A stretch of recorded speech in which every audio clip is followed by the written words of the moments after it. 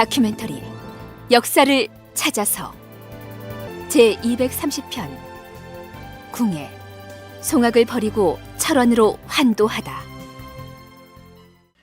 견훤이 지금의 전라북도 전주에 해당하는 완산 지역을 도읍으로 정하고 백제 재건을 공식적으로 선언한 때가 서기 900년이었습니다. 그렇다면 궁예가 옛 고구려 지역을 기반으로 후고구려를 건국한 때를 언제로 보아야 할까요? 궁예의 건국과 관련된 삼국사기 등의 문헌 기록을 순서대로 살펴보자면 이렇습니다. 서기 895년 8월 궁예는 저족, 성천, 부약, 철원 등의 성을 격파하니 병마에 떠드는 소리가 매우 성하였다. 배서에서 항복해오는 자들이 매우 많았다.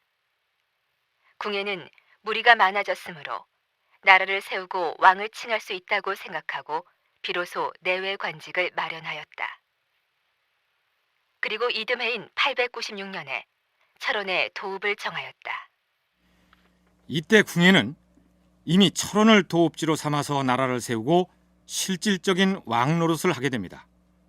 그리고 898년에는 왕건 세력의 본거지인 송악으로 도읍을 옮깁니다.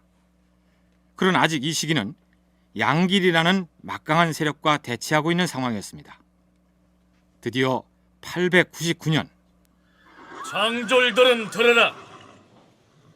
북원의 장군 양길이 10여 명의 성주들과 더불어 이 궁예를 치겠다고 군사를 움직여 비내성 아래에 주둔하고 있다는 파발이 왔다. 나는 이 기회에 양길의 목을 베고 그 휘하에 있는 성주들과 백성들을 해방시켜 나의 백성으로 삼을 것이다. 군사들은 나를 따르라!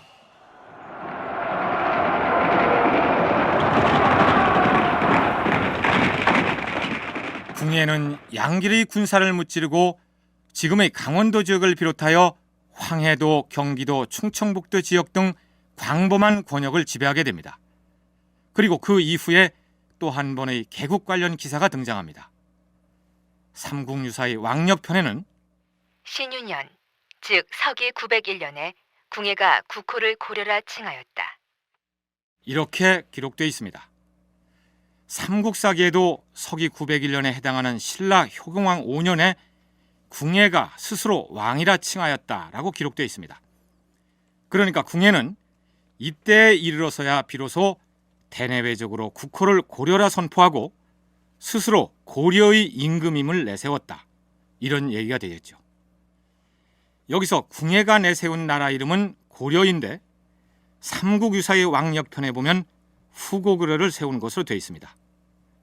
우리가 고구려 건국 과정을 소개할 때 고구려 당대 사람들은 물론이고 중국의 사서에도 고구려를 고려라고도 칭한다는 내용을 언급했었죠.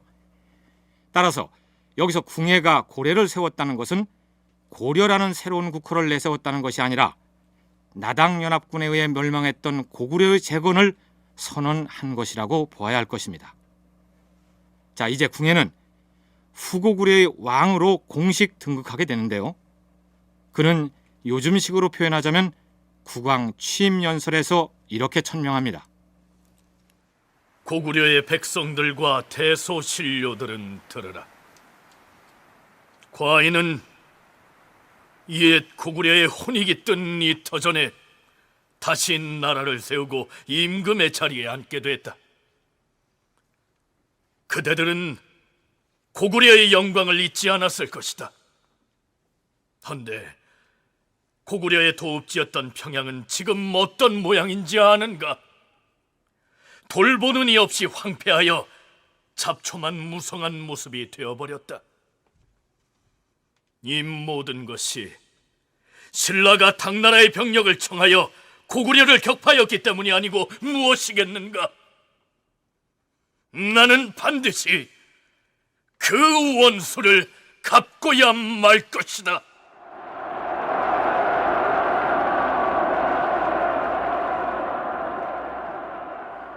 그런데 궁예의 이런 발언은 그 내용이 어디서 들어본 것 같지 않습니까? 견훤이 후백제의 건국을 선포하면서 신라가 당나라의 소정방 군사를 끌어다가 백제를 멸망시켰으니 내가 대신해서 의자왕의 원수를 갚겠다라고 했던 발언과 판박이로 똑같습니다. 더군다나 궁예는 신라의 왕족 출신인데 그 스스로가 옛 고구려를 망하게 한 원수를 갚기 위해서 신라를 응징하겠다고 사자후를 토하고 있으니 이것을 어떻게 해석해야 할까요? 삼국사기 열전편 궁예전을 보면 궁예가 그런 발언을 한 배경을 다음과 같이 언급하고 있습니다. 궁예는 날 때부터 신라 왕실에서 버림을 받았기에 그런 원한이 있는 까닭으로 이와 같은 말을 한 것이다. 정말 그런 이유 때문만이었을까요? 전남대 정청주 교수의 얘기를 들어보시죠. 고구려 백제가 망한 지 한 200년 됐기 때문에 그 지역에서 어떤 정치적인 입지를 굳히기 위해서는 궁예는 고구려 계승을 표방할 수밖에 없었고 견훤도 백제 계승을 표방할 수밖에 없었습니다. 심지어 무인 정권 때도 후백제, 후삼국 부운동이 일어나지 않습니까? 그때 백제 계승을 표방하고 뭐 고구려 계승을 표방하고 신라 계승을 표방할 정도니까 이 당시에 고구려나 백제 뭐 원수를 갖겠다 이걸 표방한 것은 뭐 자연스러운 정치적인 뭐 움직임이라고 봐도 무방하겠습니다. 궁예의 세력 근거지가 대부분 옛 고구려 땅이었기 때문에 자신은 신라 왕실 출신이면서도 그 지역의 정서를 감안해서 신라를 타도하여 고구려의 원수를 갚겠다는 식으로 다분히 정치적인 발언을 한 것이다. 이런 분석입니다. 경기대 이재범 교수도 비슷한 견해를 피력합니다. 궁예가 고구려의 원수를 갖겠다라고 하는 건 궁예가 장악하고 있는 지역이 거의가 옛 고구려 지역입니다. 그리고 궁예에게 있어서의 가장 핵심이 되는 세력들이 그 이전에 있었던 명조 세력 그리고 또 바로 왕건을 중심으로 한 이 송악의 패서 세력들인데 이 세력들은 굉장히 고구려적 성향이 이 당시에 이미 강하게 나타나고 있는 그런 세력들입니다. 특히 이쪽에 조금 이 송악보다 남쪽에 있는 죽주의 이 박씨 세력들은 그 자기들의 그러니까 수장 우두머리를 무엇라고 부르고 있었냐면 대모다리라고 부르고 있었는데 이재범 교수 얘기 중에 대모다리라는 말이 나왔는데요. 이 대모다리라는 말은 예전 고구려에서 군사령관에 해당하는 사람을 일컫던 호칭이었습니다. 을지문덕이나 양만춘도 대모다리라고 불렀었죠. 그런데 고구려가 멸망한 지 230년이나 지났음에도 불구하고 옛 고구려 지역 사람들이 아직까지 대모다리라는 호칭을 사용하고 있을 정도로 고구려적인 정서가 강한 지역이었기 때문에 궁예가 그 점을 의식해서 고구려의 원수를 갚겠다는 식의 발언을 한 것이다. 이런 분석입니다. 그렇다면 또 한 가지, 궁예의 발언 중에서 옛 고구려의 수도였던 평양이 황폐화되어서 잡초에 묻혀 있다고 했는데 그 당시 평양의 상황은 정말로 그러했을까요?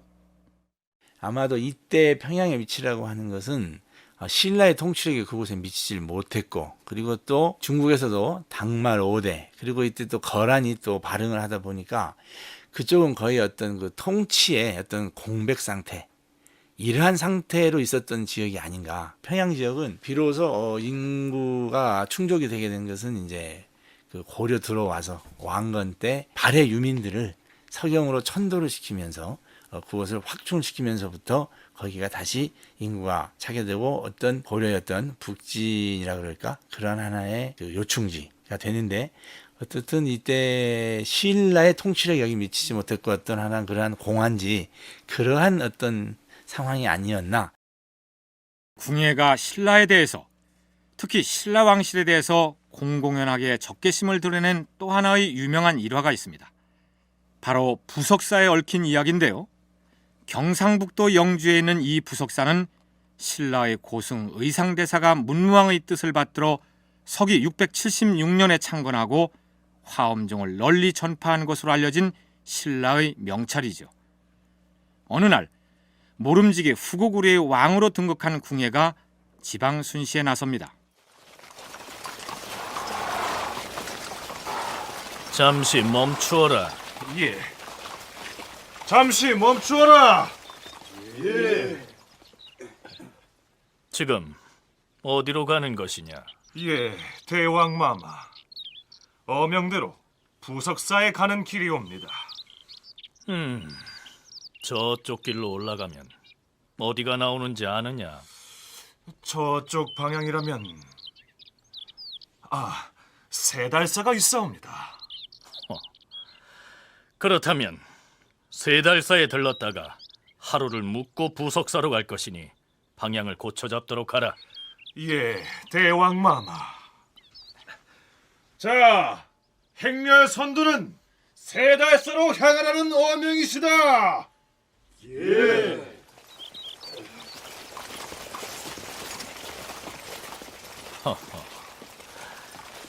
내가 청춘 시절을 보냈던 바로 그 세달사에 이제는 고구려의 임금이 되어서 다시 찾아가다니 어찌 감개가 무량하지 않겠는가. 물론 기록에는 부석사에 들렀다는 내용만 기술되어 있습니다. 하지만 궁예가 중령을 넘어서 영주의 부석사로 행차를 했다면 그 도중에 자신의 청춘 시절의 꿈과 한이 서린 세달사를 거쳐서 갔을 것으로 가정해 볼 수 있겠죠. 드디어 궁예는 부석사에 도착합니다. 대왕마마, 원로에 노고가 많으셨사옵니다. 그대가 이 절의 주지인가? 예, 소승이 이곳 부석사의 주지이옵니다, 대왕마마. 과인과 대신들에게 사찰 경례를 안내하도록 하라. 예, 대왕마마. 이 절은 신라의 고승이었던 의상대사가 세운 사찰이온데 의상대사는 중국의 구범 유학을 다녀오지 않았는가? 그러하옵니다. 당나라 수도 장안에 들어가서 꼬박 10년간을 수행 정진하고 돌아온 의상대사가 화엄 사상을 널리 펴기 위해서 이곳에 사찰을 세운 것이옵니다. 헌데 어째서 절 이름이 부석인가? 예전 승려 의상이 중국 등주의 한 가정집에 체류할 때 만났던 선묘라는 아가씨가 있었사온데 의상을 극진하게 따르고 모셨다 하옵니다. 그런데 대사가 구범 유학을 마치고 신라를 향해 귀국길에 올랐을 때 선묘가 그 소식을 뒤늦게 듣고서 바다에 몸을 던졌다 하옵니다. 어허. 물속에 큰 용으로 변한 선묘는 대사의 무사항해를 기원했다 하옵니다. 의상 대사가 귀국하여 이곳에 절터를 점지했으나 화엄 사상의 전파에 반대하는 500여 명의 무리들이 사찰 건립을 방해했는데 이때 바로 그 선묘의 혼령이 커다란 반석이 되어 공중으로 떠다니면서 그 반대하는 무리들을 몰아냈다 하옵니다. 그래서 떠다니는 돌, 즉 부석이란 말을 사찰의 이름으로 삼았다 그 얘기로구만. 그러하옵니다.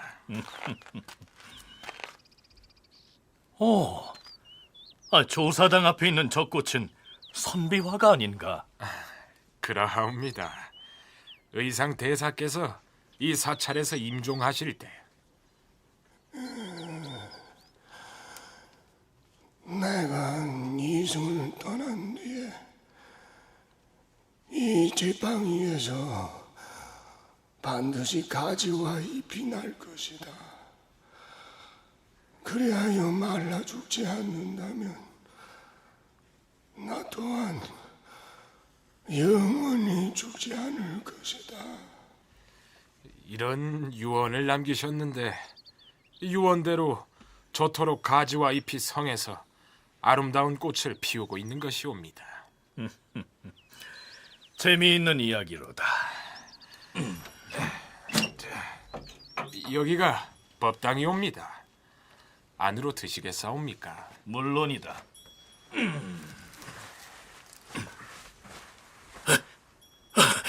아니, 저 그림은 대왕마마, 오인일로 그리하시옵니까? 칼을 가져오너라! 대왕마마, 가리라 하시었사옵니까? 안 들리느냐? 과인의 보검을 대령하라지 않느냐? 대왕마마, 보검 여기 있사옵니다.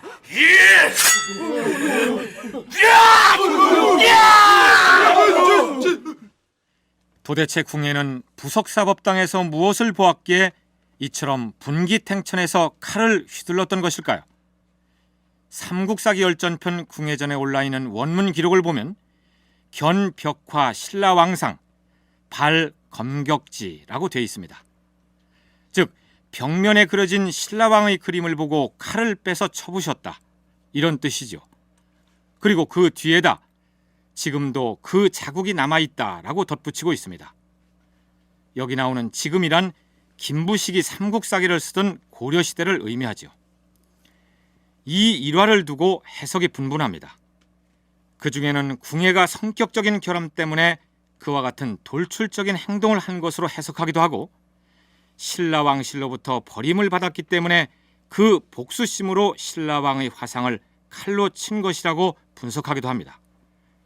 그런데 대중적인 역사서인 슬픈 궁예의 저자이기도 한 이재범 교수는 궁예의 그러한 행위 역시 다분히 계산된 정치적인 행동이었다고 분석합니다.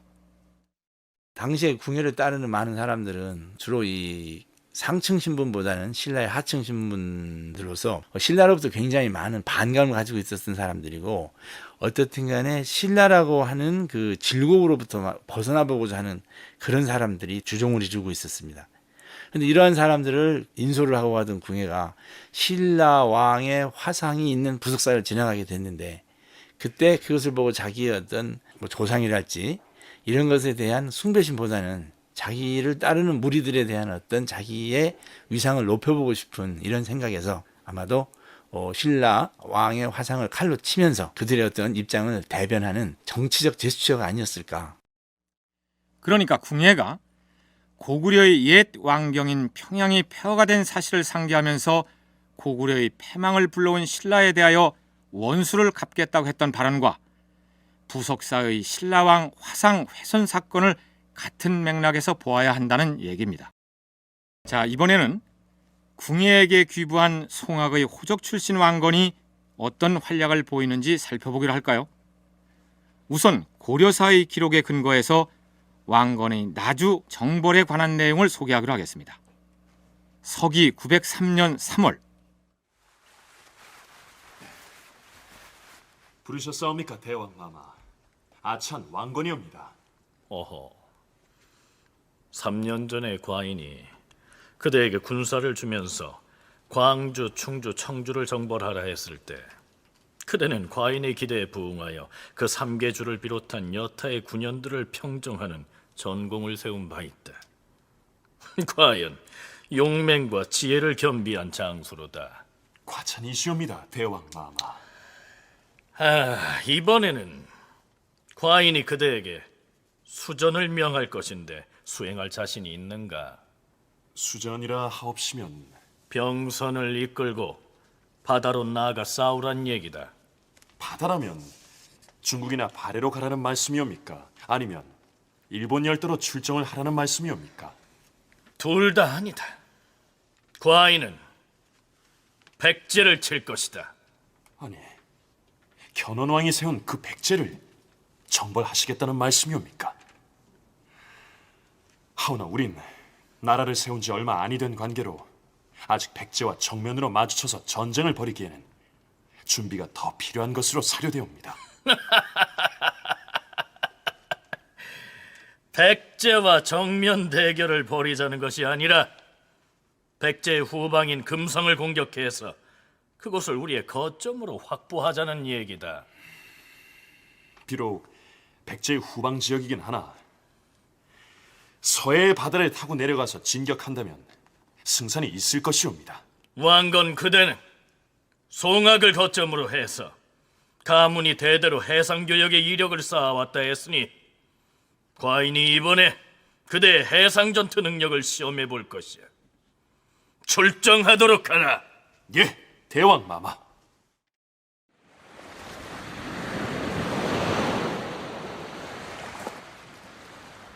우리는 선단을 이끌고 가서 금성을 정벌할 것이다. 병사들은 승선하라.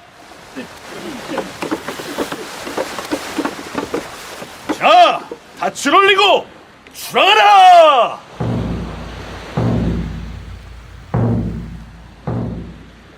해상을 통한 궁예의 첫 대외 원정이 시작됩니다.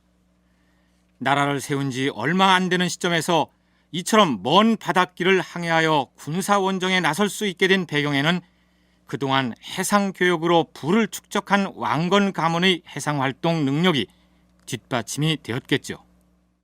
그러니까 왕건이 만든 배가 하도 커서 그 배 위에서 말을 달릴 수가 있었다. 이런 정도의 기록이 나오는데 그 어떤 연구에 보면 그 왕건이 만든 배가 콜럼버스가 아메리카를 발견할 때 그때 타고 갔던 그 산타 마리아호보다도 몇 미터가 더 큰 그러한 대단한 기술력을 동원한 그러한 그 선박이었다고 합니다.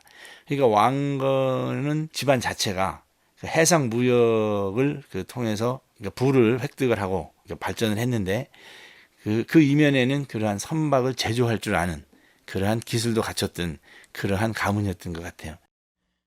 자, 그렇다면 왕건의 금성 원정은 어떻게 되었을까요? 고려사에는 그 전쟁의 결과를 이렇게 기록하고 있습니다. 왕건이 수군을 거느리고 광주 지경에 이른 뒤 금성군을 공격하여 이를 함락시키고 10여 개의 군현을 공격하여 쟁취하였다. 이제 이곳 금성은 우리 고구려의 땅이 되었다. 나는 이곳의 이름을 나주로 바꿀 것이다. 왕건은 금성을 나주로 고치고 군사를 나누어서 수비하게 한 후에 개선하였다. 왕건이 돌아왔을 때 궁예는 그에게 영토의 변경을 어떻게 방비할 수 있는지 그 대책을 물었다. 왕건이 그때 변경을 안정시키고 국경을 개척할 방책들을 진술하니 좌우의 많은 사람들이 그를 주목하게 되었고 궁예도 역시 왕건을 기특하게 여겨 관직을 알찬으로 높여주었다. 바다를 사이에 두고 멀리 떨어져 있는 금성을 공격을 한 것은 하나의 그 궁예의 어떤 그 군사 전략에 의한 것이죠. 궁예가 만약에 왕건이라고 하는 그 수군력을 가진 그러한 그 집단을 그 흡수하지 못했다면 이러한 것은 그 꿈을 꿔볼 수도 없는 상황인데 왕건의 그 탁월한 해상력을 이용을 해서 후백제 배후를 공격을 함으로 해서 후백제 전선을 확대를 시켜서 후백제 군사력을 분산을 시킨다는 것이 가장 큰 그 목적이었습니다. 근데 실제로 왕건은 그곳에 가서 단순한 어떤 그 군사력을 분산시키는 것뿐만이 아니라 기록대로라면 왕건은 그때의 나주 원정에서 후백제의 군사력을 분산시키는 정도에 그치지 않고 그곳에 후고구려의 주둔지를 확보하고 그 지역 호족들을 포섭하는 대단히 큰 성과를 올렸던 것입니다. 그런데 903년에 있었다는 왕건의 나주 정벌에 대해서는 따져봐야 할 부분들이 있습니다.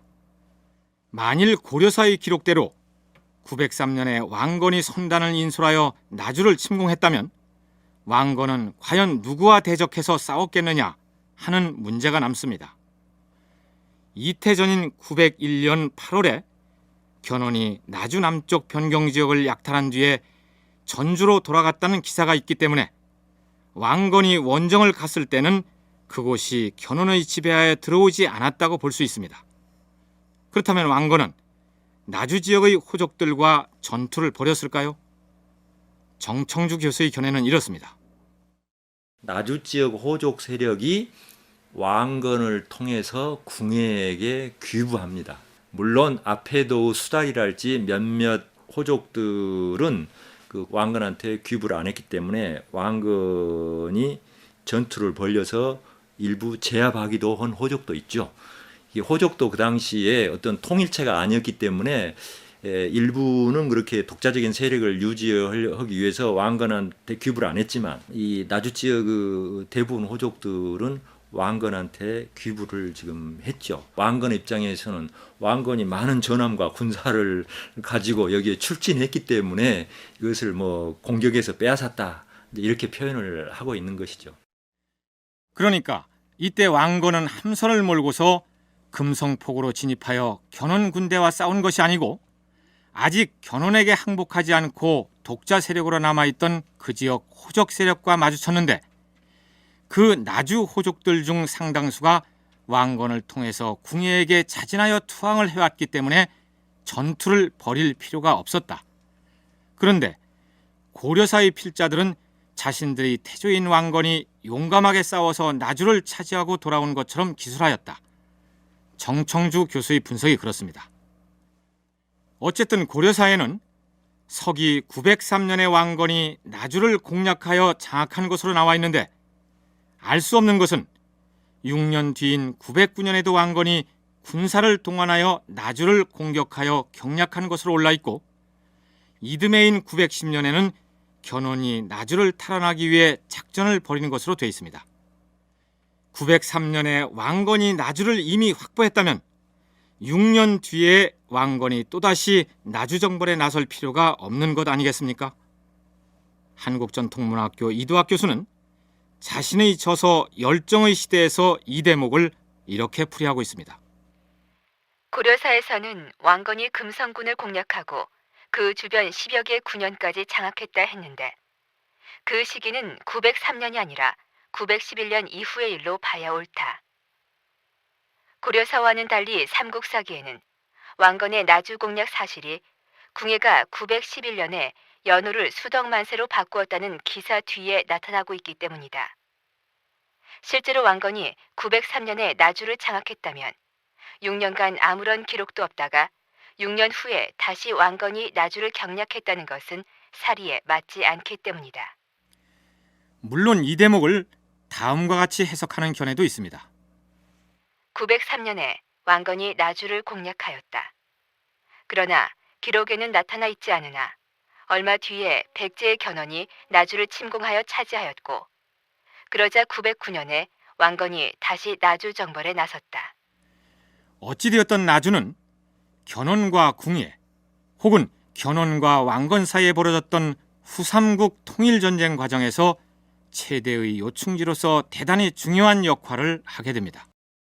고려사에 의하면 금성을 공략하여 그 이름을 나주로 바꾸고 돌아왔다는 903년에 왕건은 나주보다 더 먼 곳으로 군사 원정에 나선 것으로 기술되어 있습니다. 그해 양주 장수 김인훈이 급히 구원을 청해왔다. 그러자 궁예가 왕건에게 명령하여 구원하게 하였다.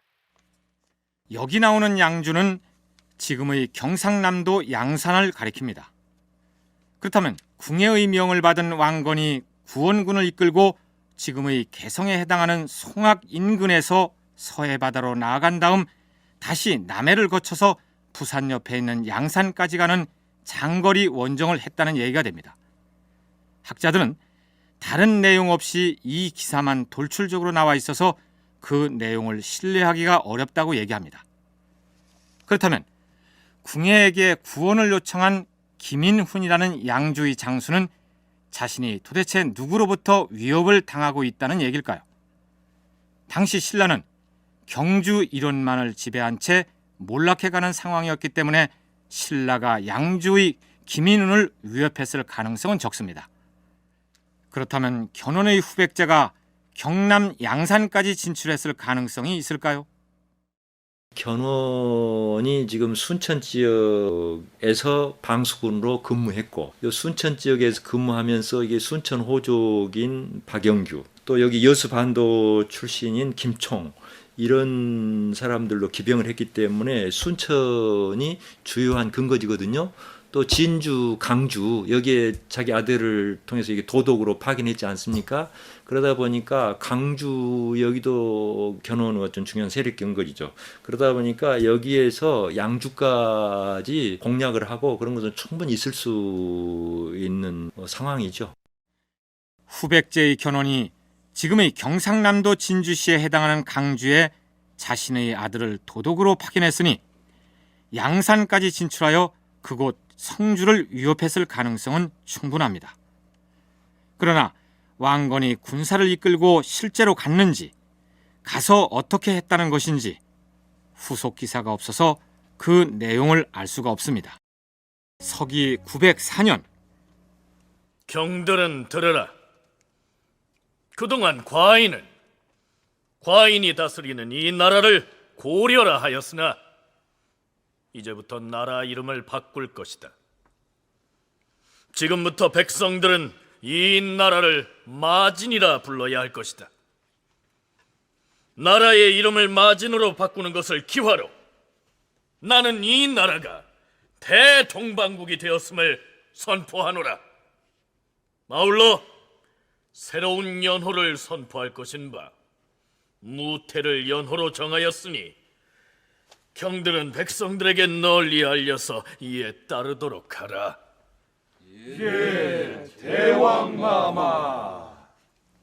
궁예는 국호를 마진으로 바꿉니다. 다분히 불교적인 의미를 풍기는 이름인데요. 우선 마진이라는 국호가 무엇을 의미하는지 이재범 교수의 설명을 들어보시죠. 마진으로 왜 국호를 바꿨느냐 하는 것은 다른 기록에 서술이 없기 때문에 알 수가 없는데, 일반적으로 마진에 대한 의미는 이렇게 추정을 합니다. 마진은 마하진단의 약어로 보고 있는데, 마하는 산스크리트어로 크다라는 뜻이고, 진단이라고 하는 것은 그 동방이라고 하는 것을 뜻한다고 합니다. 그래서 마하진단은 결국 대동방국이라고 하는 이러한 의미라고 합니다. 그러면은 결국 궁예가 뜻한 것은 뭐냐면 고구려라고 하는 나라가 아니고 자기는 대동방국이라고 하는 그러한 포부를 펼쳤다고 보여지는 거죠.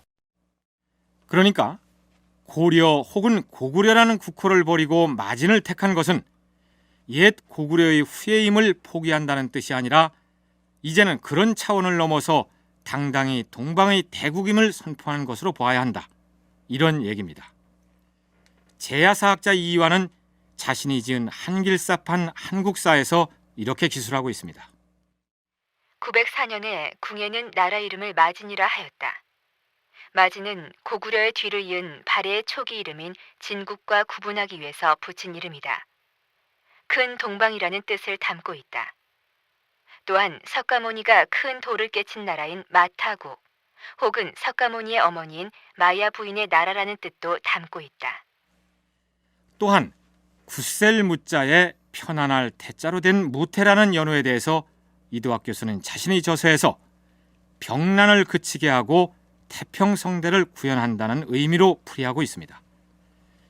궁예가 국호를 마진으로 바꾼 서기 904년은 갑자년에 해당합니다. 예로부터 60갑자의 첫 간지인 이 갑자년이 중국의 진대에서 비롯된 일종의 예언학 참의설에 의하면 나라를 새로 세우거나 혁명을 꾀할 만한 해로 알려져 왔기 때문에 궁예가 이때에 이르러 국가 운영의 일대 혁신을 꾀한 것으로 파악하기도 합니다. 그렇다면 그의 혁신이 어떻게 진행되는지 살펴볼까요? 국호를 마진국으로 정하고 연호도 무태로 공포한 터에 과인은 나라의 기틀을 새로이 갖추기 위해서 통치 기구를 대대적으로 정비할 것이다. 우선 광평성을 설치하여 그것을 이끌어갈 광친하와 서사 그리고 외서 등의 관원을 둘 것이다. 자, 그 외 관부와 관등 내용은 그대가 발표하도록 하라. 예, 대왕마마. 광평성을 필두로 하여 병부와 대령부, 수춘부, 봉빈부, 의형대 납화부, 조위부, 내봉성 금서성, 남상단 수단, 원봉성 비룡성, 물장성 등의 관부를 어명으로 설치할 것이다. 더불어서 모든 외국어의 학습을 맡게 될 사대를 두고 과수 재배를 맡아볼 식화부를 설치하고 모든 기물의 제조를 맡아서 수행할 기관으로서 주도성을 둘 것이며, 궁예가 이때 새로 틀을 짠 관부와 관직 체계의 특징을 이재범 교수는 이렇게 설명합니다. 특히 가장 특징적인 것이라고 하는 것은 궁예의 관등 체제입니다. 신라 때는 골품제로 해서 혈연적으로 그것을 운용을 했는데 궁예는 이거를 9단계로 했어요.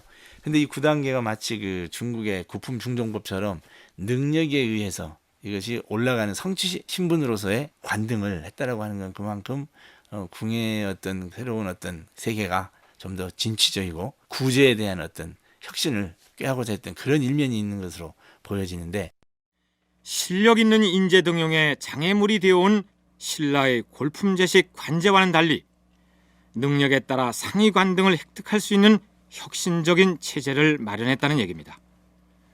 그런데 삼국사기 신라본계는 궁예의 관제 개편을 이렇게 평가하고 있습니다. 신라 효공왕 8년에 궁예는 문무백관을 신라의 제도에 따라 설치하였다. 관호의 경우 신라의 제도와 같으나 궁궐의 제도는 다른 것도 있다. 그러나 궁예 연구자들은 궁예가 마련한 관직 체계의 경우 신라의 그것을 탈피한 독자적인 것으로 봐야 한다고 얘기합니다. 궁예의 관부가 견훤에 비해서는 상당히 정비가 되어 있습니다. 그리고 체계가 잘 갖춰져 있습니다. 물론 신라 관제에 의존한 것도 있습니다만은 독자적인 관부가 많습니다. 예를 들면 대표적인 것이 이제 광평성이죠. 그런데 궁예의 관부는 신라 의존적이보다는 상당히 독자적입니다. 견훤은 신라 의존적입니다만은. 그래서 이런 점에서는 오히려 궁예가 견훤보다는 더 선진적이죠. 여기서 광평성이 거론됐는데요. 궁예가 신설한 이 광평성이라는 관부는 나라의 일을 총괄하는 최고의 중앙 관청을 일컫습니다. 앞에서 정청주 교수가 견훤이 마련한 후백제의 관제는 신라 의존적이지만 궁예의 경우는 독자적이고 선진적이다, 이렇게 표현을 했는데요. 이런 의견에 대해서 백제사전공의 이도학 교수는 다음과 같이 반론을 제기합니다. 일각에서는 후백제의 경우 기록이 없어 자세히 알 수는 없으나 진원 정권 신료들이 신라 관등을 사용하고 있는 점을 지적하면서 진원이 궁예나 왕건에 비해 개혁 의지가 부족하다고 지적하고 있다. 그러나 신라 관등을 사용한 쪽은 진원 정권만이 아니었다. 궁예가 왕건에게 내려준 관등만 예로 들더라도 왕건은 아찬, 알찬, 한찬, 파진찬 순으로 승진을 하고 있다. 또한 삼국사기에 의하면 왕건이 나주 공략에 성공한 대가로 대하찬의 벼슬을 제수받고 있다. 여기서 아찬, 대하찬, 파진찬 등의 관등은 궁예가 창제한 이름이 아니라 신라 17관등 체계 속의 이름들이 아니던가.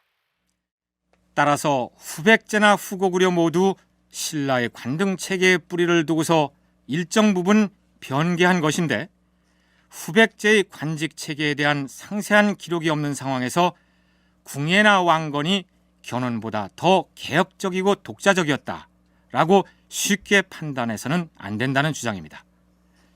어느 쪽 의견이 합리적인지는 청취자 여러분이 판단하시죠. 그럼 이제부터는 궁예의 철원천도에 대한 부분을 짚어보도록 하겠습니다. 다시 말하자면 애당초 철원을 도읍으로 삼았다가 지금의 개성인 송악으로 도읍을 옮겼는데 서기 905년에 철원으로 다시 돌아가게 된 내력을 살펴보자는 것입니다. 궁예가 개성으로부터 철원으로 도읍을 옮기게 된 것은 그가 마진이라는 국호를 새로이 내걸고 추진한 개혁 과정의 일환으로 보자는 학자들이 많습니다. 충북대 신호철 교수가 후삼국사에서 기술해 놓은 관련 부분을 인용하면 이렇습니다. 궁예가 국호를 마진으로 고친 것은 사실상 송악에서 철원으로 천도하면서 새로운 정치개혁을 실현하고자 한 상징적 표현이라 할 수 있다. 즉, 왕건 가문을 비롯한 폐서 지역 일대의 호족 세력의 근거지인 송악으로부터 벗어나 자신의 초기 세력 근거지인 철원으로 환도하면서 더불어 새로운 국가 건설의 명분을 내세워 국호를 개정하고 연호를 제정할 필요가 있었을 것이다. 조선 왕조가 개성에서 한양으로 천도하잖아요. 그러면은 이제 고려 기득권 세력들이 다 지금 정치적인, 경제적인, 문화적인 이런 주거 이런 걸 갖추고 있는데, 개성인데 이걸 지금 한양 천도로 하면은 그 사람들의 어떤 기반들을 다 무너뜨려 버린 것이죠. 그리고 여기 새로운 도읍에서 새로 건국 세력 중심으로 세력을 형성하는 것이죠. 그러다 보니까 궁예로서는 이게 송악에서 자신의 어떤 친위적인 정치 세력 구충에 좀 한계를 느꼈다고 판단했다고 보여지죠. 그래서 철원에 천도를 합니다. 근데 이 천도할 준비를 2년 전부터 합니다. 삼국사기 신라본계는 궁예가 철원으로 도읍을 옮기기 위하여 사전 준비 작업을 했던 내용을 이렇게 적고 있습니다. 효공왕 7년, 궁예는 도읍을 옮기고자 하여 철원 부양 등지에 이르러 산수를 두루 살폈다. 궁예는 아마 당시에 자신의 측근을 대동하고 철원으로 가서 새 도읍지가 될 만한 터를 물색하러 나섰겠죠.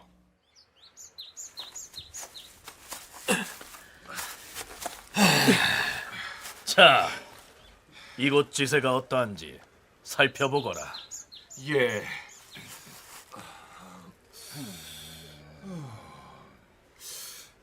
인근의 다른 군현들에는 농지가 많지 않은데 이곳 철원만은 넓은 평야지대가 펼쳐져 있을 뿐만 아니라 동쪽으로는 높지도 않고 낮지도 않은 산봉들이 띠를 이루고 있어 가히 사람 살기에 좋은 곳이라 사료되옵니다.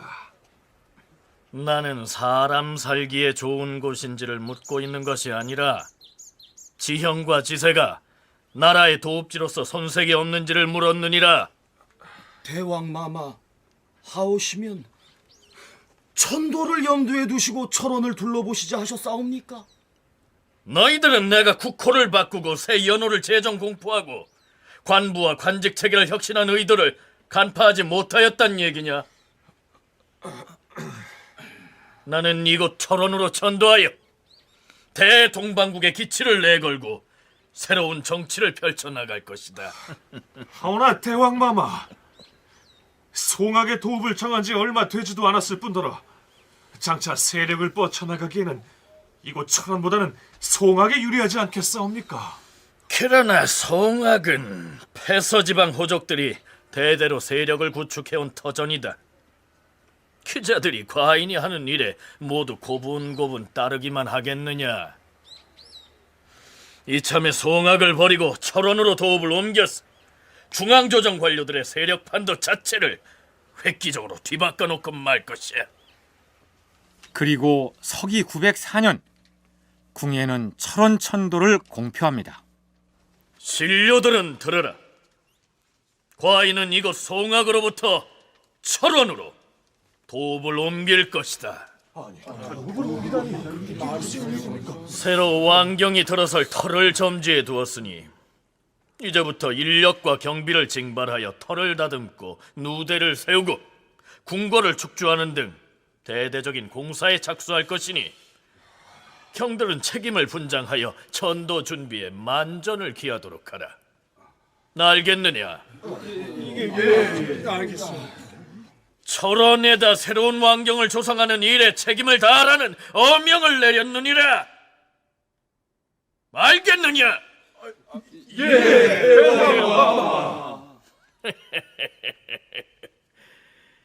새로이 조성될 도읍은 그 이름을 철원경이라 부를 것이니라.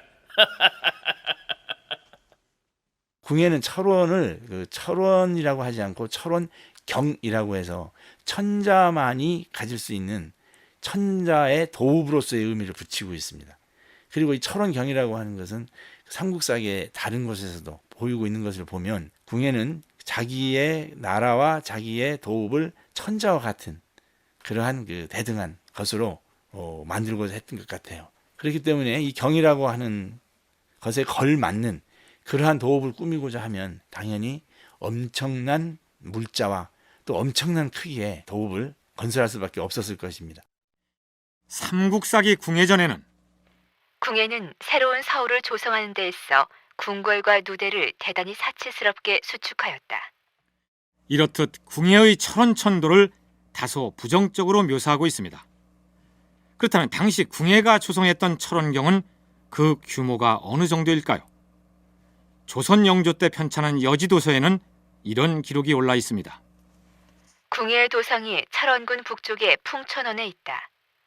옛 궁궐이 있던 마을이라 해서 속칭 고궐동이라 불리는 곳이 있는데 그곳이 그 궁궐터였다.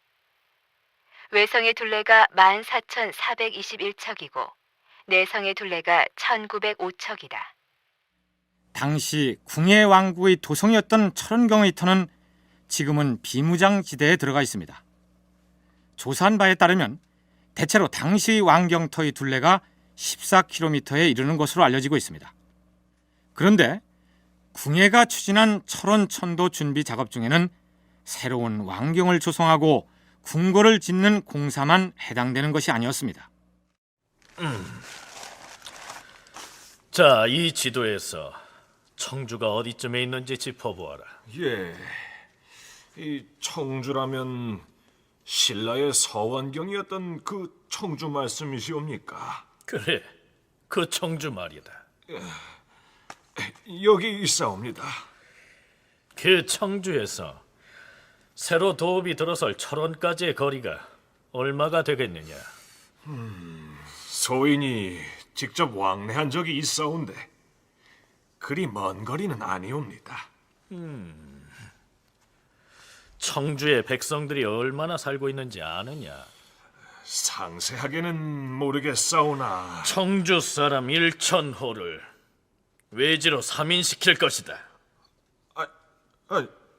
대왕마마, 청주가 반역자를 배출한 배역의 땅이 아닌데 어찌 그 많은 사람들을... 그런 삼인이 아니라 청주 사람들 1,000호를 새로 왕경이 들어설 철원으로 옮겨 살도록 할 것이란 말이다. 예? 하오면 어째서 하필이면 청주 사람들을... 삼국사기에는 청주 사람 1,000호를 철원성으로 옮겨 살게 하였다고 기록하고 있습니다. 호당 인원을 5명으로만 계산해도 무려 5,000명의 청주 사람들을 새로 조성되는 철원경에 집단 이주시켰다는 얘기가 됩니다. 당시의 인구 규모로 볼 때 그 수가 대단하다고 할 수 있겠죠. 그렇다면 왜 그런 조치를 취했을까요? 고구려 호족들이 굉장히 많은 이 궁예 정권의 그 내부에 청주인을 삼인을 함으로 해서 서로 간의 어떤 경쟁이랄지 서로 간의 어떤 갈등을 의도적으로 조장을 해서 자기의 통치에 좀 더 맞춰가려고 했었던 그러한 의도가 있었던 것이 아닌가 이렇게 짐작들을 많이 하고 있습니다. 그런데 하필이면 왜 그러면 또 청주 사람들을 데리고 왔어야 됐는가?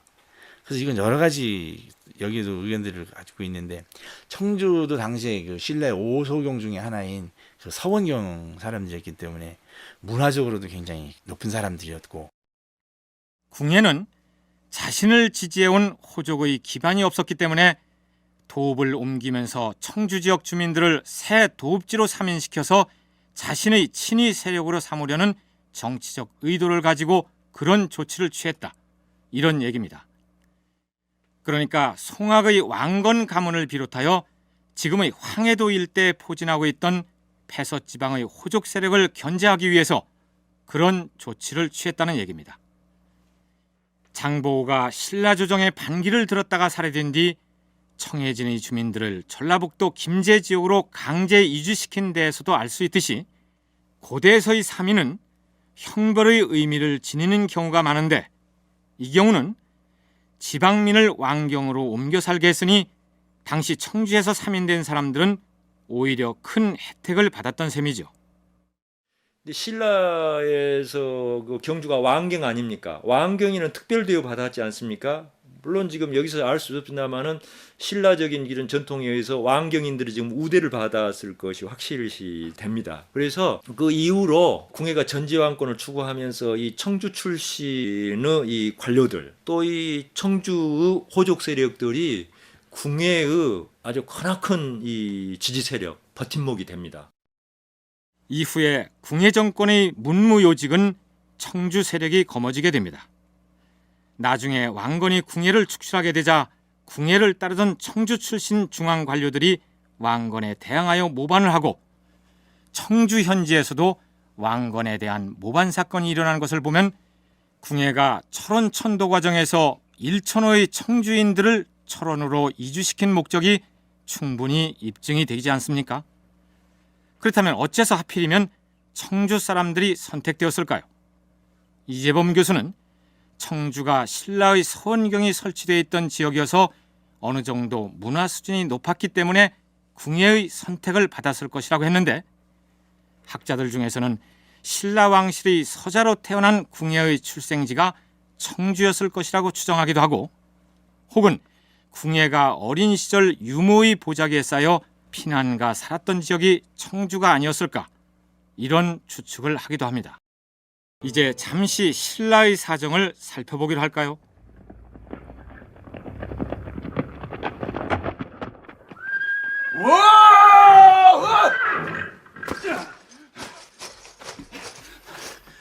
대왕마마, 큰일 났사옵니다. 아니, 무슨 일인데 그러느냐? 지금 궁예의 명을 받은 마진의 군사들이 우리 신라의 변경을 침략해 들어오고 있다 하옵니다. 뭐라? 궁의 군사들이 드디어 우리 신라를 공격하려고 군사를 움직였단 말이냐? 지금 그들은 어디 있다 하더냐? 지금 궁예 군사가 중령고개의 동북쪽을 넘어서 진격해 오고 있다 하옵니다. 하하, 그렇잖아도 우리 신라의 강토가 날로 줄어들어서 걱정이 쌓여가고 있던 중인데 이 일을 어찌했으면 좋겠단 말이냐? 대왕마마, 지금 궁예의 군사가 진격해오는 지역의 성주들이 어명을 학수고대하고 있사옵니다. 무슨 명령이든 내려주시옵소서. 힘으로 맞서 싸워서 우리가 무슨 수로 그들을 당해내겠느냐? 하오면 모든 성주들에게 전하라. 궁예의 군사가 공격을 해오더라도 나가서 마주 싸우지 말고 성문을 걸어 잠그고 굳게 지키는 데만 열중하라 이르라. 예, 대왕마마.